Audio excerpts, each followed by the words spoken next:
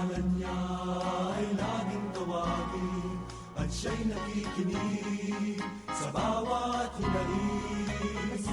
Mapagpalang umaga po sa inyong lahat. Kayo po ay nakikinig sa programang Manalig Ka, ang isang oras na pagninilay at talakayan tungkol sa Ebanghelyo ngayong araw na ito, ngayong araw ng linggo. Tayo po ay napakikinggan ngayon sa radyo natin Gimba 105.3 FM at radyo natin San Jose 103.3 FM. Tayo rin po ay live na napapanood via live streaming sa www.dioceseofsanjosene.org at sa www.rngonline.org at syempre po sa Facebook account ng ating programa, ang www.facebook.com/manaligka2006. Ito po ang inyong makakasama ngayong oras na ito, ngayong araw ng linggo, si Father Richard Lagos, ang paring Wow. Tagalog. Welcome, Father. At syempre po ang ating idol. So, ang paring Ilocano po, si Father Bong Romano. At si Mariz, Ang- ang simpleng kabataan. Father, ha? Father na. Simpleng kabataan. Opo. At bago po tayo tuluyang magpatuloy sa ating programa ngayong araw ng linggo, tayo po muna ay mananalangin at pangungunahan po tayo ni Father Bong sa ating pagdarasal.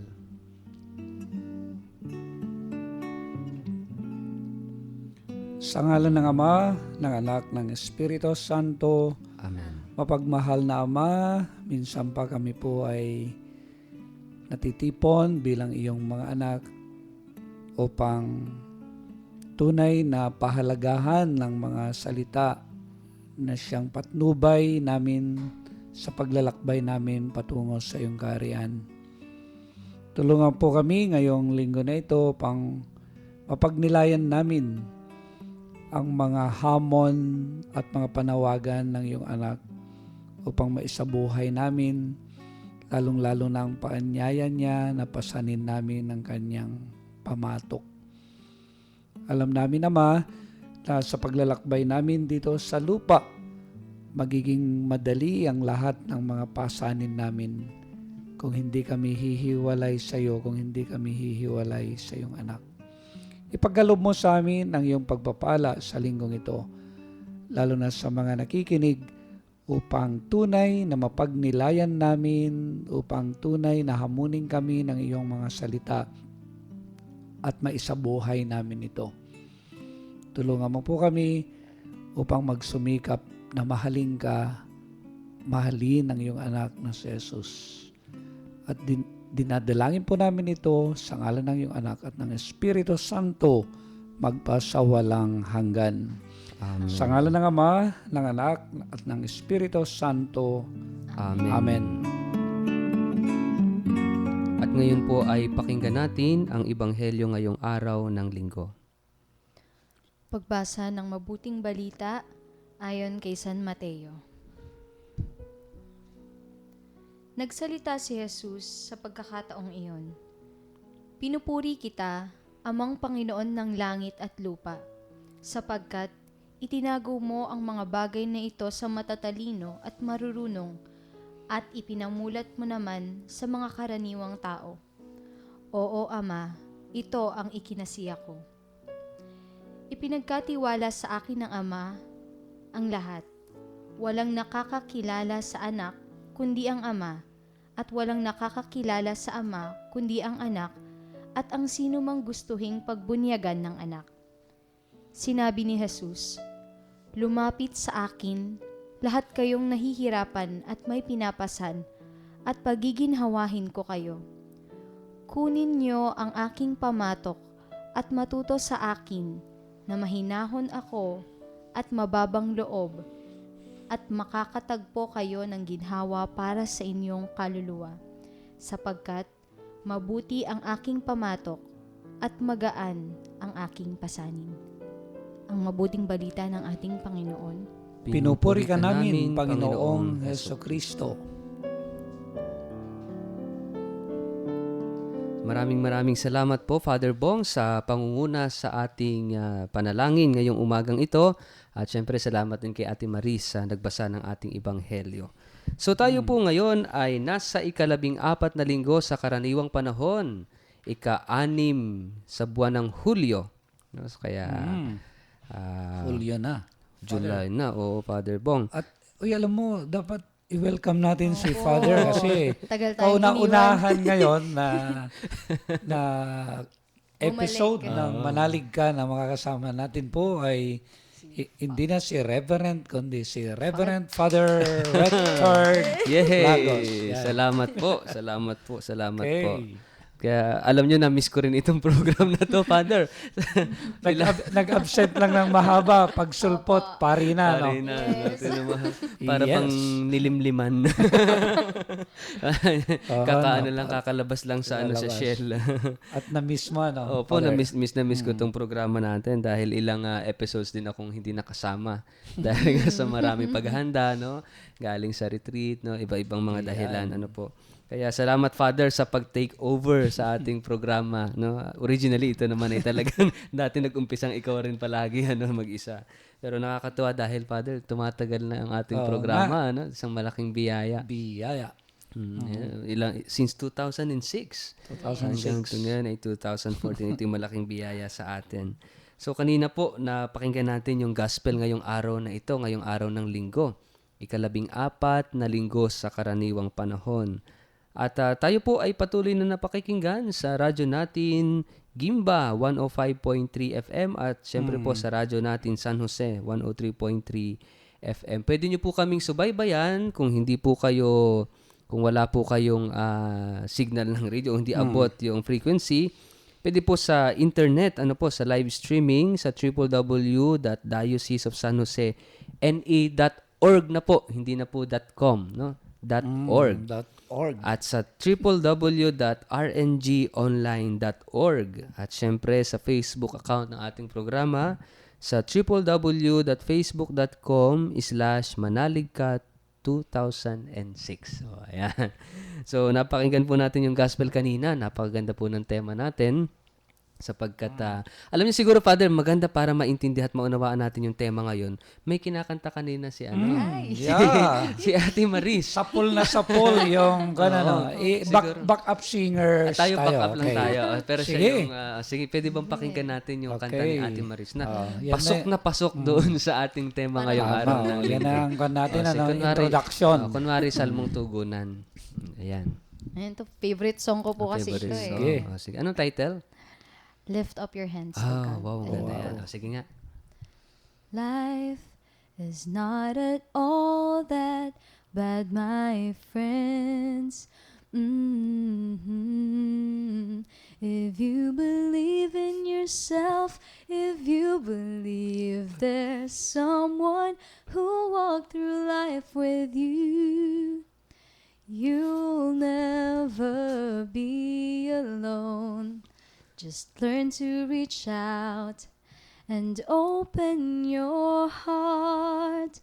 Lift up your hands to God, and He'll show you the way. And He said, "Cast your burdens upon me, those who are heavily laden. Come to me, all of you who are tired of carrying heavy loads. For the yoke I will give you is easy, and my burden is light. Come to me, and I will give you rest." So napakinggan po natin ang tema ngayong araw ng linggo. Huwag po kayong aalis at sa ilang saglit babalik rin po kaagad ang ating programa at pag-uusapan po natin ano ba ang nilalaman, ano ba ang mensahe ng Diyos sa atin ngayong araw ng linggo. Magbabalik rin po kaagad ang ating programang Manalig Ka.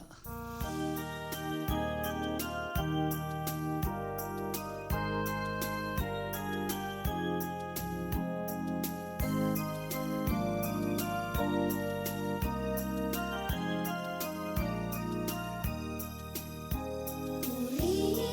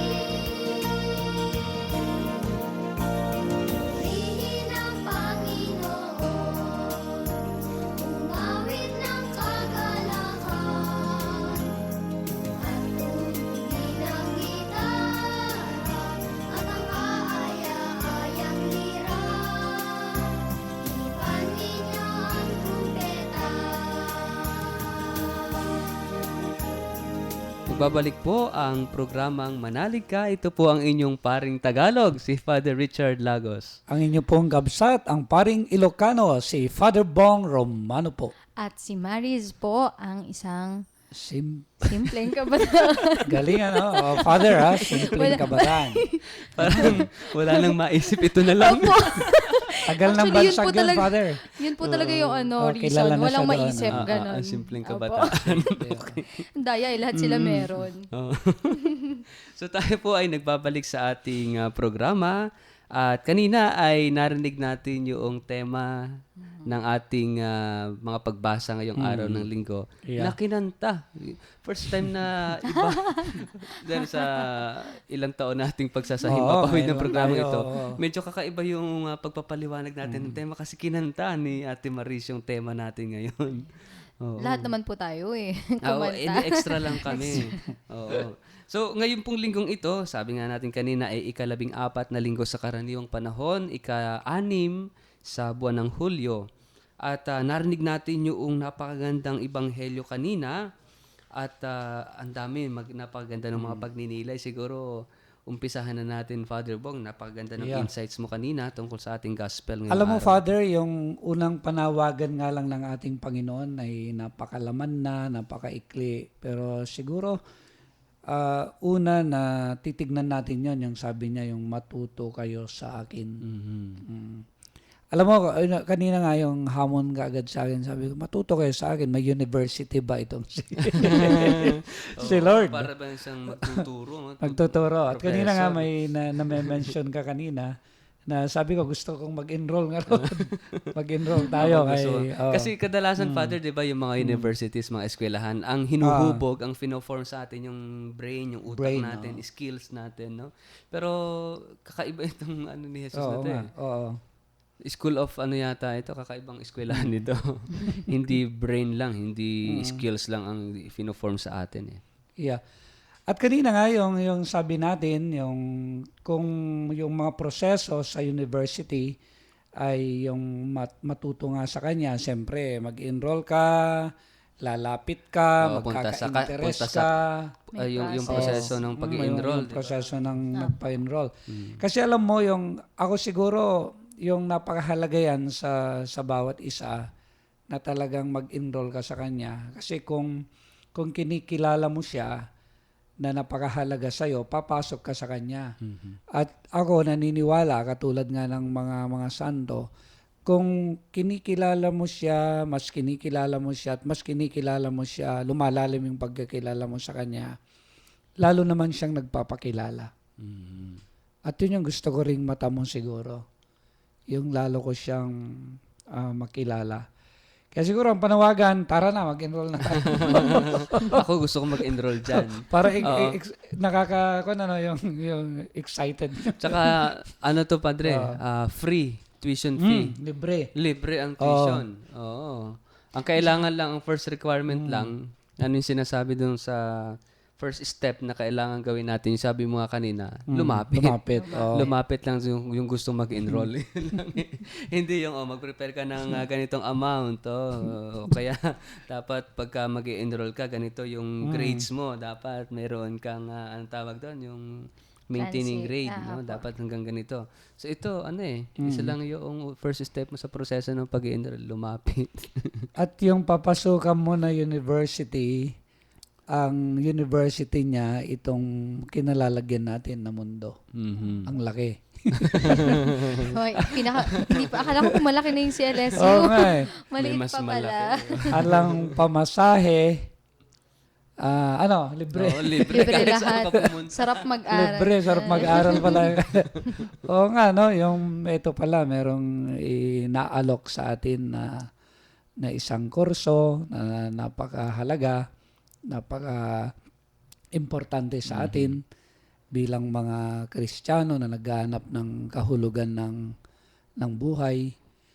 At kaya lang, alam mo, yung pag-enroll dito, papasok ka, At yung kurso ito yata yung kaya lang mahaba yata tatapusin mo lahat yung elementary, high school, pag nag-college tapos PhD kukunin mo. Dire-diretso.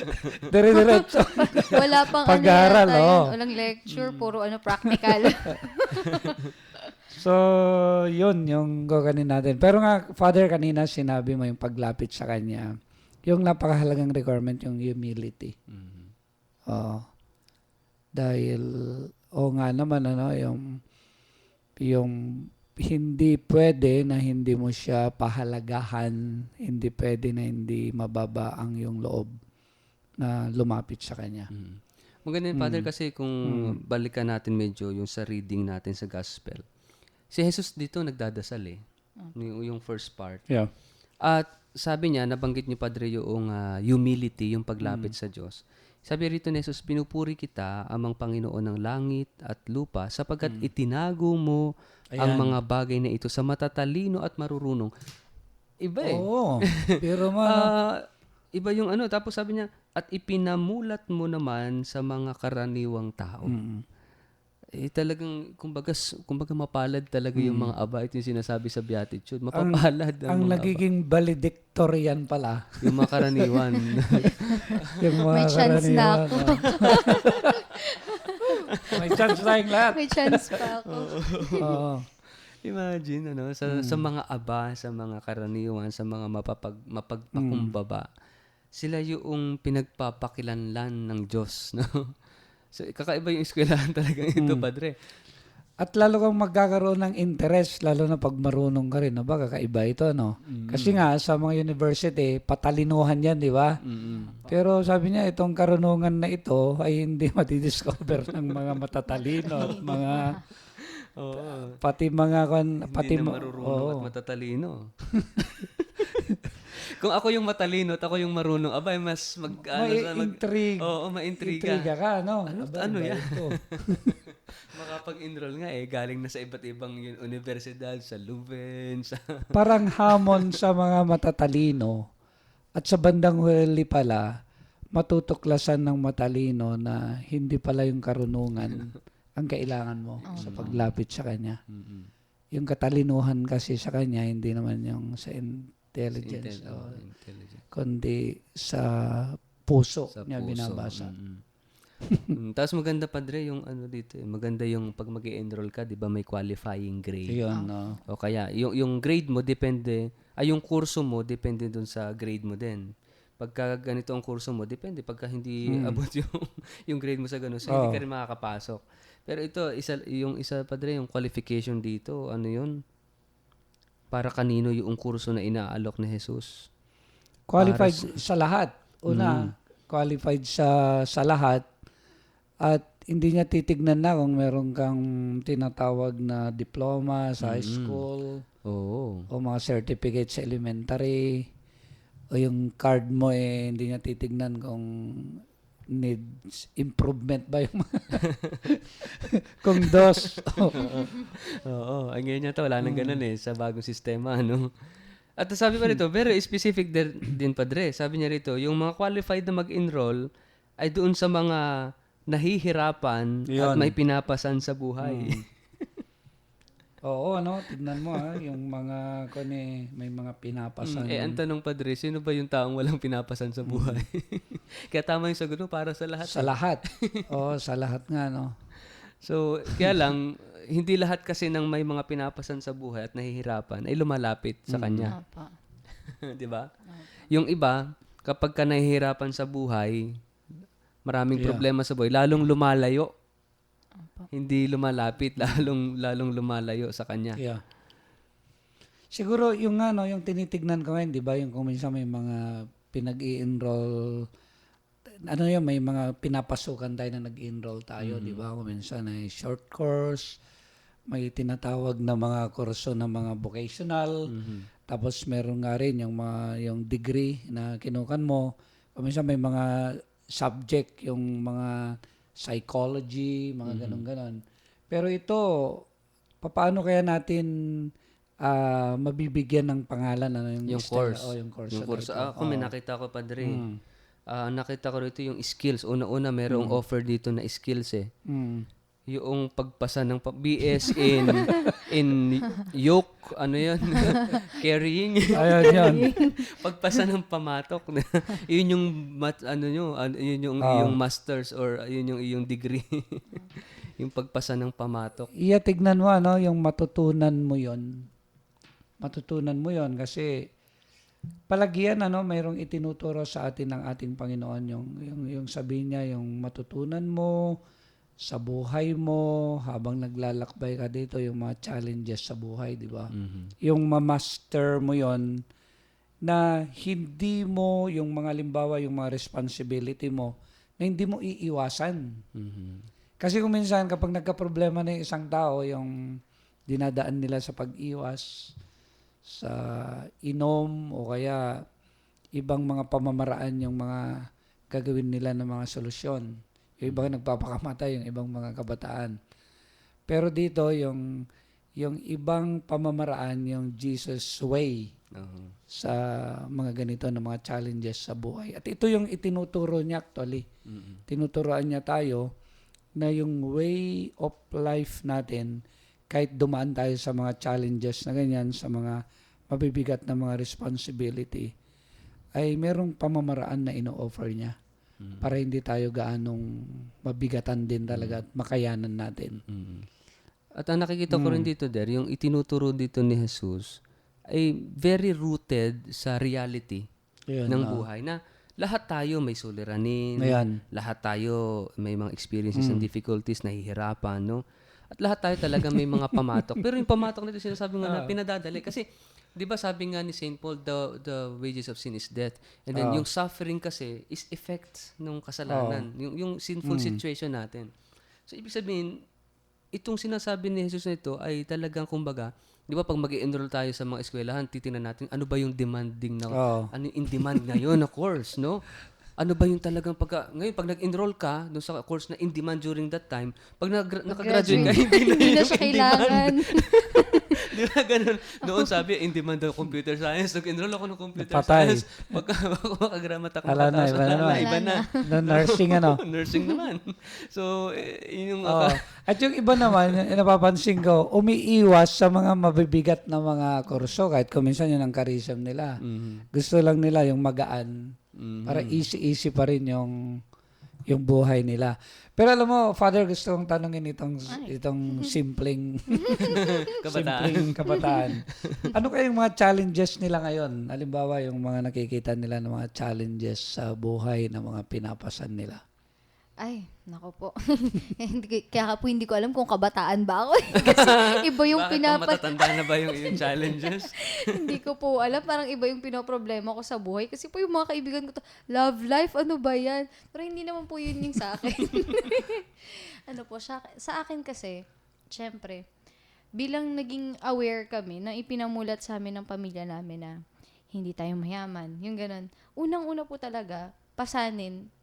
Kumbaga, pero kung mahal mo naman po yung ginagawa mo, hindi siya magmumukhang pasanin eh. Yung responsibility po sa bahay, kasama na po dun yung, syempre, financial. Kahit na wala po kaming, yun, yung mga bagay na yun na everyday hindi nyo alam kung saan mo kukunin. Everyday, may mga problema kayo na kakaharapin, gaya ng problema sa pamilya. Ay, hindi naman po sa pamilya ko na yung family ko. Kumbaga dun sa relatives, ganun. May mga problema na ganun. Tapos, syempre, bilang estudyante, may mga problema rin po ako sa school. Mga ganun na kailangan talagang ilapit. Kasi kung hindi ilalapit, hindi siya masasolve. Mahihirapan isolve mag-isa. So, yun. Pang ano nga, Der? Hindi nga pang kabataan. Pang nanay. Pang nanay. Pang nanay, ano. Medyo pa lang naman po. Oo. Baka may follow-up question ka pa, Dre. Wag na po. So actually nga yung, alam mo yung kung minsan pag yung isang kabataan nga, yung mature na, no? Yung makikita mo talaga kahit yung pasanin ng pamilya ay papasanin nila. Tapos yung iba naman talaga na makikita mo, yung easy go, lucky lang, hindi, wala silang pakialam, pinapahirapan nga nila yung mga magulang. Pero ito nga kakaiba dahil yung Hindi naman po. iniisip na niya kung at least yun actually napakahalaga na pagninilay yun. Yung responsibility sa family. Kung minsan yung siguro yung imbes na makadagdag pa sa mga pasanin Opo. ay yung nakakatulong na lang. O kahit nga po hindi na lang makatulong, basta huwag ka na lang dumagdag. Tanungin mo rin si Father baka Ngayon. Siguro mamaya sa pagbabalik ng ating programa. Puro Baka- tayo. Oo, napapasarap yung ating kwentuhan at kailangan muna nating mag-break, Father. At sa pagbabalik ng ating programa, siguro ipagpapatuloy natin itong pagninilay natin dito sa i-gospel. Napakaganda, very interesting ang ating discussion, yung ating talakayan. Huwag po kayong aalis sa ilang saglit. Magbabalik rin po kaagad ang ating programang Manalig Manalig Ka. ka.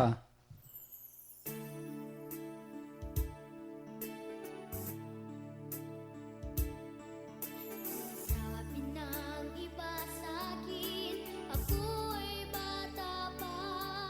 Di pa raw marunong mag-isa dahil bata pa nga.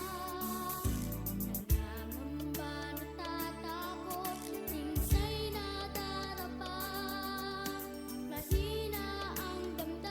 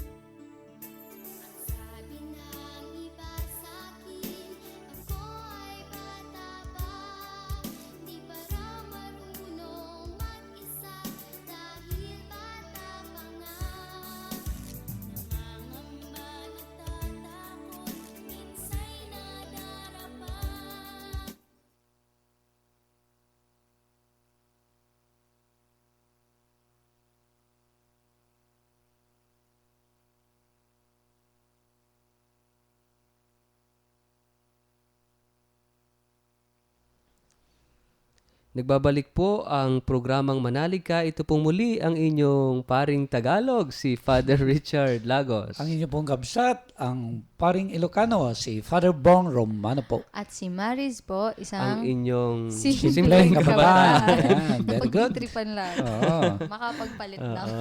Okay na yun, okay yun. So, kanina po sa ating bago yung break ay pinag-usapan po natin pa rin yung napakalalim na ebanghelyo, napagandang mensahe ng Diyos sa atin ngayong araw ng linggo. At maganda, Father, siguro balikan natin yung sabi nga nating unang hakbang dito sa pag-i-enroll doon sa eskwelahan ni Jesus. At ito nga yung paglapit sa Kanya.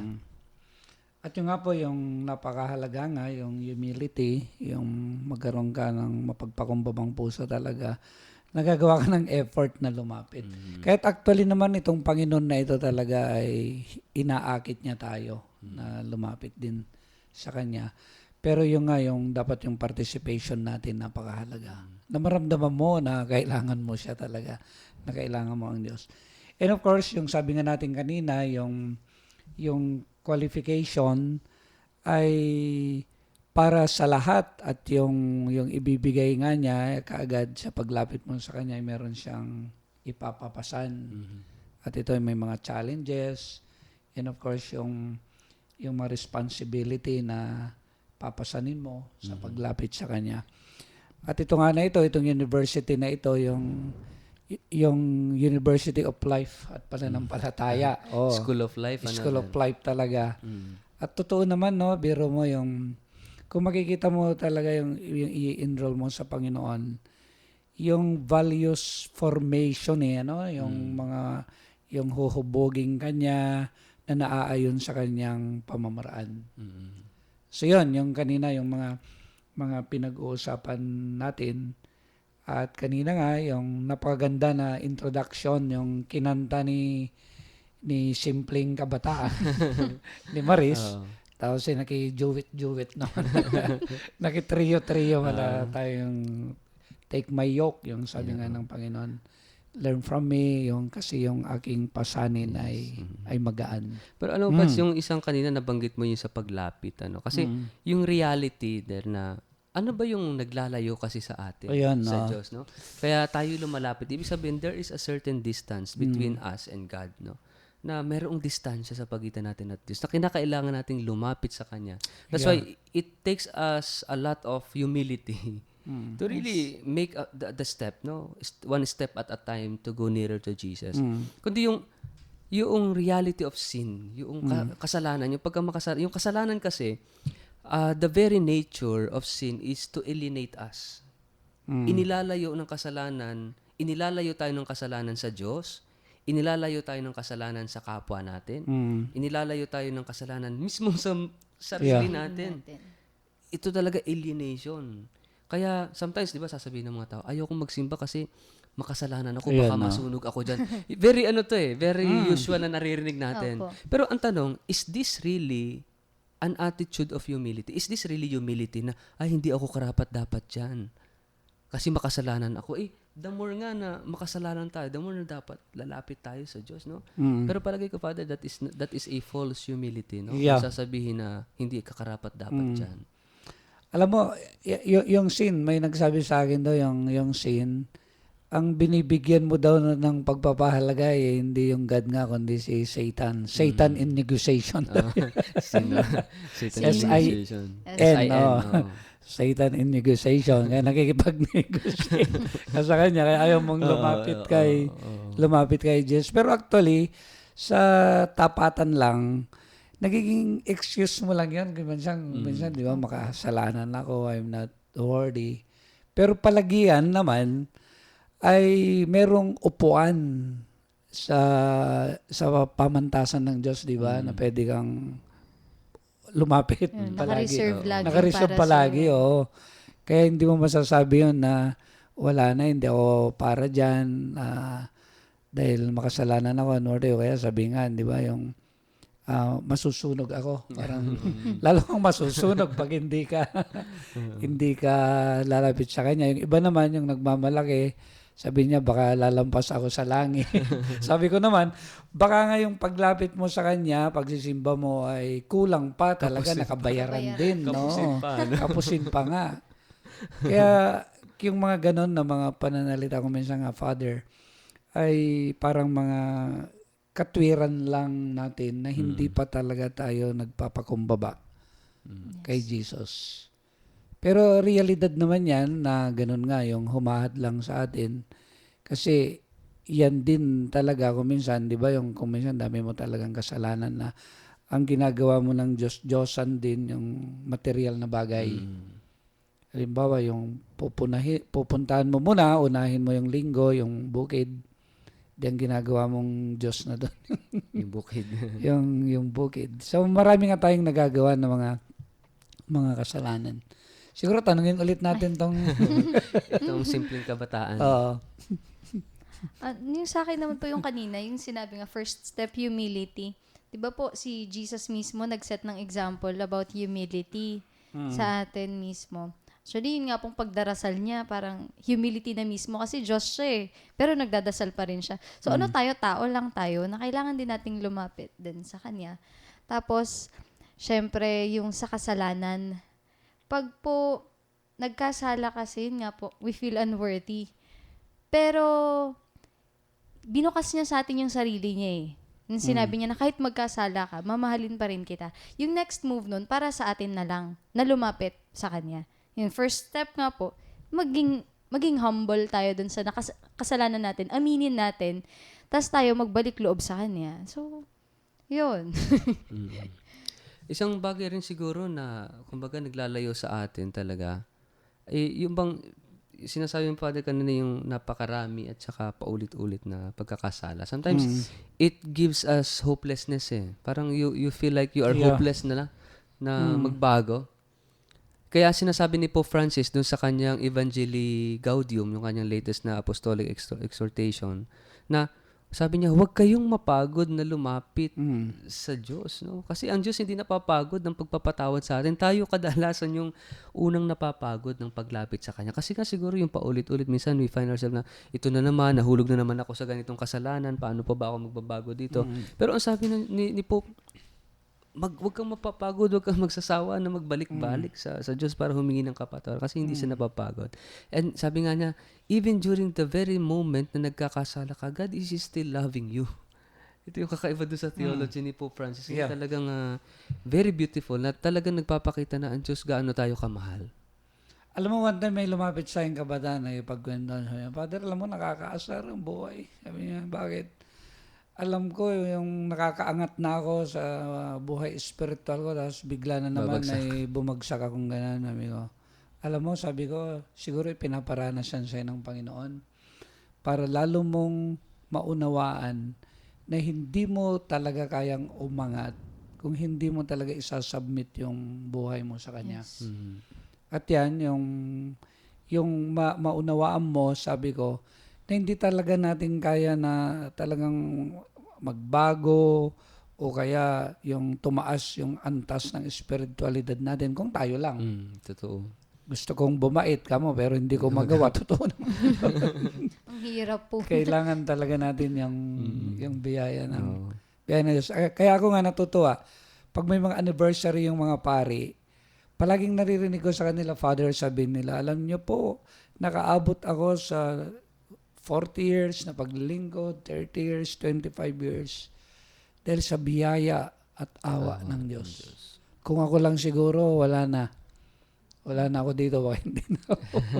Tsaka po from the start Totoo. pa rin naman Ganun, po, sinabi na rin na, yun nga po, take my yoke. Ibig sabihin, may pasanin. So, ibig sabihin nun, hindi madali na sumunod. Doon pa lang may caution na sa atin na, pumunta ka sa akin. Pero hindi madali yung pagpunta sa akin. Kailangan mong pasanin yan. Pero wag kang mag-alala, hindi ka naman nag-iisa. Kasama mo naman ako. So, Kaya tanungin mo ngayon si Father. Father, ka-ordain mo lang, hindi ka ba natatakot ka? ayun. Pwede po bang pumunta na tayo dun sa sa graduation? Graduation agad. Ito Oo, graduation na kasi patapos yung oras natin. Father, hindi mo ba nararamdaman ka mo na yung pasanin mo ang iyong pamatok? Nagsisimula Sabi pa lang. sa'yo, Actually, Father, yun ang pinag-usapan natin yung mercy and grace, yung biyaya at awa. Alam nyo, ito yung naranasan ko nung inoordinahan ako, yung nakadapa. yung tinawag lahat ng mga santo. Oo nga, no? Biro mo. Binagsak yung biyaya. Alam mo, it is a, parang pagpapakita sa ating lahat na this person na nakadapa is unworthy. Weak, sinful, no? Na-imagine kinailangan yung intercession ng buong simbahan. Parang awa nyo na po. Tulungan nyo ito. Parang ganun, Tulungan no? niyo ito. Biro mo lahat, ano? Parang nagsusumamo tayo lahat sa... Hindi ba't ito'y konkretong pagpapamalas na, Oy Richard, kung ikaw lang hindi mo Kaya kaya yan." yan. Kailangan mo ng mga santo para magawa mo yung buong ang simbahan, pati yung militant church, the whole church. Ayun, tignan mo yun, Triumphant, militant, and even the church suffering ay nandun. Talagang tinutulong ng isang pare. Baka pati yung mga kaluluwa sa purgatorio, tumutulong na. Oo, sama yun. So as the whole church, talagang it's very grace-filled moment para sa akin at sa buong simbahan din, na yun nga po, nakakatakot, kung talagang nakakatakot. Pero yun nga, the invitation of Jesus is, do not be afraid, no? Kasi kung tayo lang talaga, kung ako lang mismo sa sarili ko na iisipin ko na kaya ko to, sa totoo, hindi ko kaya eh. So, talagang ito yung awa at biyaya ng Diyos kung bakit mairaraos ang bawat araw na nagagampanan kahit papaano yung responsibilidad bilang isang pari. Yeah. At alam mo, Father, nga, no, yung mga responsibilidad natin, yung mga challenges natin sa ating buhay, papasanin natin yan eh. Pero alam mo, yung nakikita ko pa nga sa pagpasok natin sa University of Life, sa pamantasan ng buhay na ito, actually, yung gusto ng Panginoon na matutunan natin, yung batayin yung challenges na ito, mga responsibility na ito, gawin natin na merong pagmamahal talaga. Totoo. Sabi mo kanina, di ba, yung School of Love, itong universidad ni Jesus. Totoo. Kaya napakaganda nga yung di ba, yung kwan mo, yung sa invitation, Servus Amoris. ayun, itagalogin mga padre, Lingkod ng pag-ibig. tingnan mo yun yung parang lingkod ka ng pag-ibig, paalipin ka na sa pag-ibig Alipin ng na ito. pag-ibig. Na yung isa sa buhay mo lang talaga yung magmahal, di ba? Napaganda yung Servus Amoris. So yun, yung School of Love. Pag natutunan mo, mamaster mo yon, talagang magiging alipin ka na ng Pag-ibig. ng pag-ibig yung Napakaganda. Ang dami natin pwedeng magnilayan. Talagang sa eskwelahan ni Jesus, talagang ang dami nating matututunan. Ang daming hindi sapat itong mga itong discussion lang, no? Kundi, kasi ito yung real life school of life, no? At maganda, Father, siguro, just to finish, kasi 2 minutes na lang, graduation na tayo. Yan. Kapag nag-enroll tayo, graduation na. na tayo.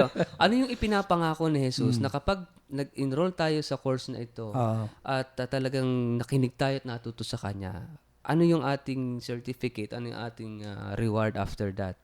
Napaganda nito. Sabi niya, pagiginhawahin ko kayo. Ayun. Kaginhawahan. Yung term na kaginhawahan, that is salvation. Ito yung redemption. Buhay na ganap at kasiyasiya. kasiyasiya. Binigyan tayo ng security na pagkatapos ng lahat ng hardship mo na yan, Yeah. ito yung Yes. diploma mo. Yes. Lord, pwede bang shortcut?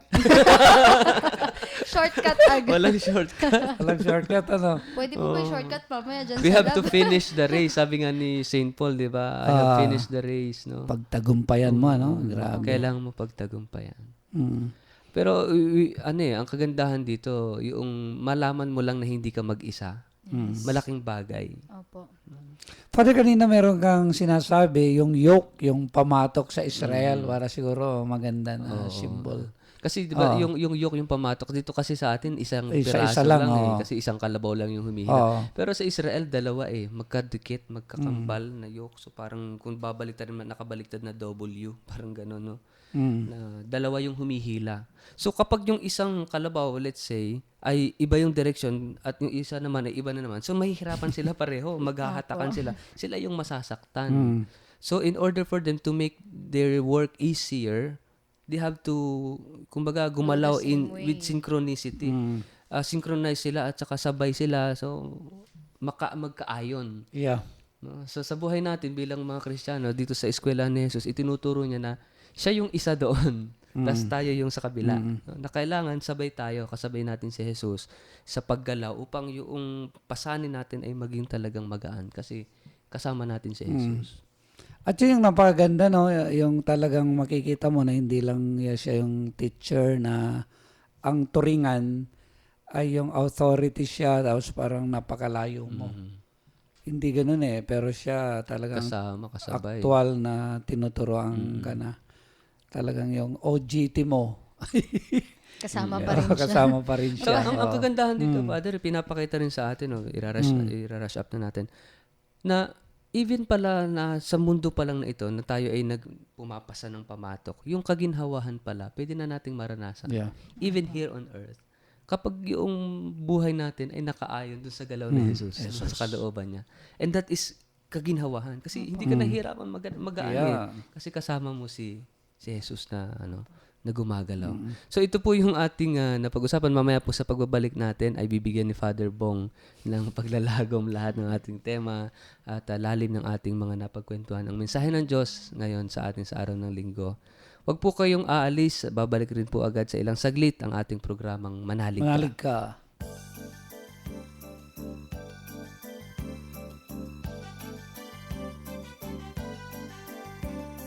Bayang muling magtipon, awitan ng Panginoon. Sa piging sariwain, pagliligtas niya sa atin. Bayan ating alalahanin, panahon tayo'y inalipin. Nang alay niya'y ating sambitin, paano di tayo lingapin? Bayang muling magtipon, awitan ng Panginoon. Sa piging sariwain, pagliligtas niya sa atin. Bayang rangsawang purihin, ang poon natin mahabagin. Bayang isayaw ang damdamin, kandiling ay ating awitin. Bayang muling magtipon, awitan ng Panginoon. Sa piging sariwain, pagliligtas niya sa atin. Sa piging sariwain, pagliligtas niya sa atin.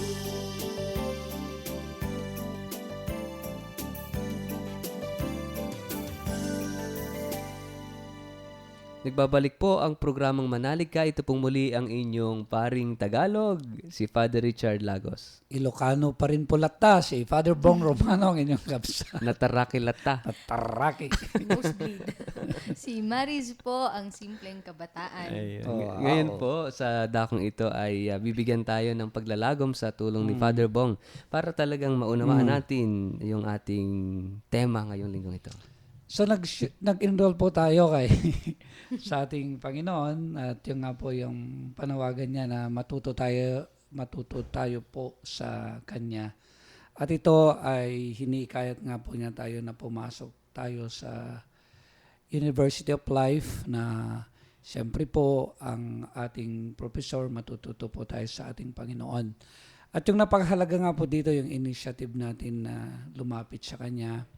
Dahil palagian naman po, yung hinihikayat niya tayo at hindi lang niya tayo hinihikayat pero minomotivate po niya, talagang binibigyan niya tayo ng inspirasyon na talagang lumapit po sa Kanya. At lahat nga po ay qualified na pumasok sa ating Panginoon. And of course, yung inaalok nga po niya sa atin yung pasanin yung kanyang pamatok. At kanina napakaganda nga sa konteksto po ng Israel, yung palagian, yung ginagamit po doon, yung humihila nga po pag nag-aararo, 2 pamatok yung ginagamit. Ang ibig sabihin po ng 2 pamatok na ito ay nandun na palagi yung Panginoon na nakaantabay. At napaganda nga pong pagninilay na makikita mo kung tayo lang talaga ay nakikiayon sa paghila ng ating Panginoon, ay hindi talaga tayo mahihirapan.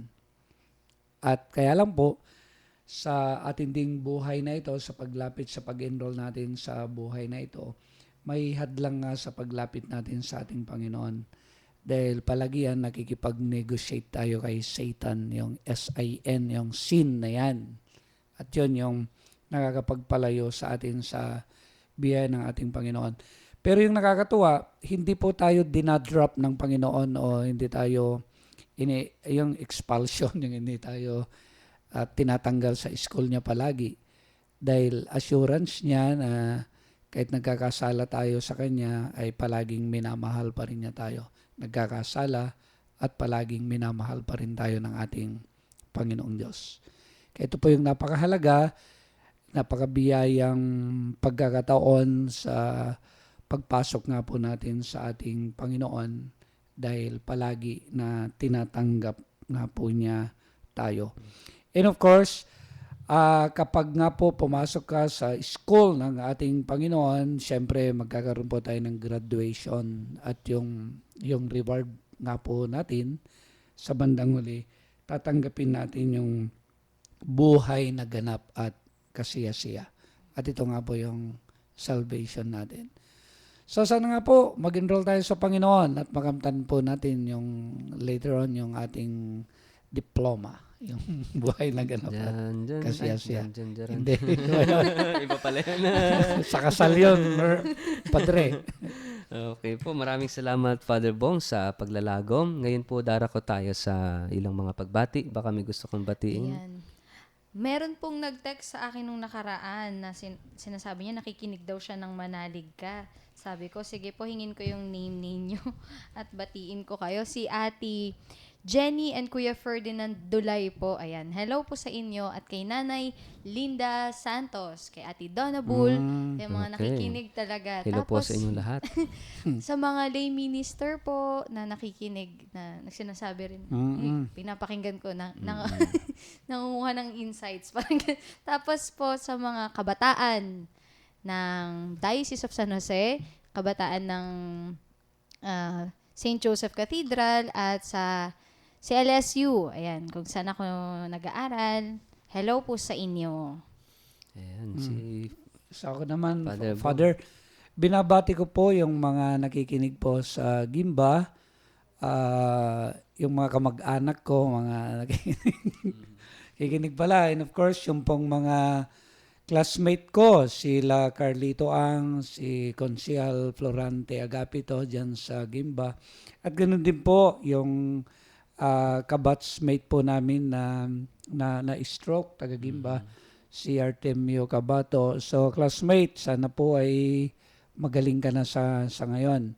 So yung mga bats po ng kabats ko sa Olsco, binabati ko po sila. So marami sa kanila yung nakikinig. And of course, yung mga taga Muñoz, sa mga barangay po na nakikinig. So maraming salamat po sa mga panalangin ninyo upang patuloy na magampanan po namin itong pagmimisyon na ito. Ako naman po gusto kong batiin yung mga lay ministers din ng Gimba na nakikinig sa ating programa. Ganon din po lahat ng mga patuloy na sumusubaybay sa ating programa. Pagpalain po kayo at syempre yung mga tagapagtangkilik, yung mga sponsors, benefactors ng ating programa, especially po yung mag-asawang Noemi at John Andres. Ngayon sila yung mga ninong at ninang ko na. Oh, wow. Sa lahat po ng mga sponsors namin ni Father Mitch noong ordination. Ay, Maraming oo, salamat po sa tama. lahat ng nakibahagi. Pasensya na po kayo at hindi namin kayo talaga naasikasong mabuti dahil po sa dami ng mga bisita. Sobra. Opo, so Super pati dami mga po. pari hindi na namin naasikaso talaga. Kaya maraming salamat po. At patuloy nyo rin po kaming ipagdasal ni Father Mitch na sana palagi kaming maging tapat sa aming sinumpaang pangako at sa biyayang ito ng ordinasyon. So, muli maraming salamat po sa inyong lahat at tapusin na po natin ang ating programa sa pamamagitan ng panalangin na syempre pangungunahan pa rin ng ating idol si Father Bong Romano. Sa ngalan ng Ama, ng Anak, ng Espiritu Santo. Amen. Mapagmahal na Ama, maraming salamat po na binigyan mo na naman kami ng pagkakataon upang tunay na mapagnilayan namin ng kahalagahan ng paglapit sa iyo, na matuto po kami sa iyong anak upang tunay na ang buhay na ito ay magugol namin na makahulugan at magampanan namin ito na naayon sa iyong kalooban. Nawa Ama, palagian na tulungan mo kami upang mag-aral kami palagi sa iyong anak. Matutunan namin ng kahalagan ng pananampalataya. Tulungan mo rin ng bawat isa ng mga nakikinig. Nawa maghangad din sila na palagian ay mapalapit sa iyo. Tulungan mo ang aming diocese, tulungan mo ang aming lalawigan, ilayo mo po kami sa mga kalamidad, lalo na sa mga malalakas na bagyo. Bigyan mo po kami ng magandang ani sa inaharap. Ang lahat ng ito'y hiniling po namin sa ngalan ng iyong anak at ng Espiritu Santo, magpasawalang hanggan. Amen. Sa ngalan ng Ama, ng Anak, ng Espiritu Santo. Amen. Ayan, ako po ay nagpapaalam. Si Maris po, ang isang simpleng kabataan. Ito naman po ang inyong paring Tagalog, si Father Richard Lagos, palagi nagpapaalala sa atin, ang taong may pananalig sa salita ng Diyos nakikinig. At ang inyo pong kabsat, si Father Bong Romano, ang paring Ilocano, Diyos ti Agngina, kada kayo am amin apo.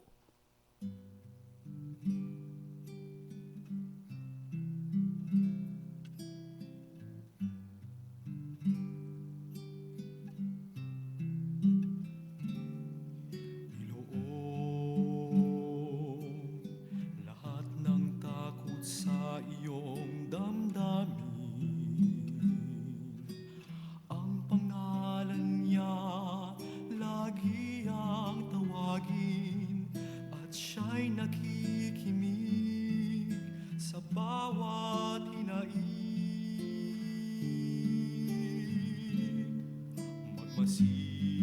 Magmasid at mamulat sa kanyang kapangyarihan. Nabatid mo ba na siya'y naglalakad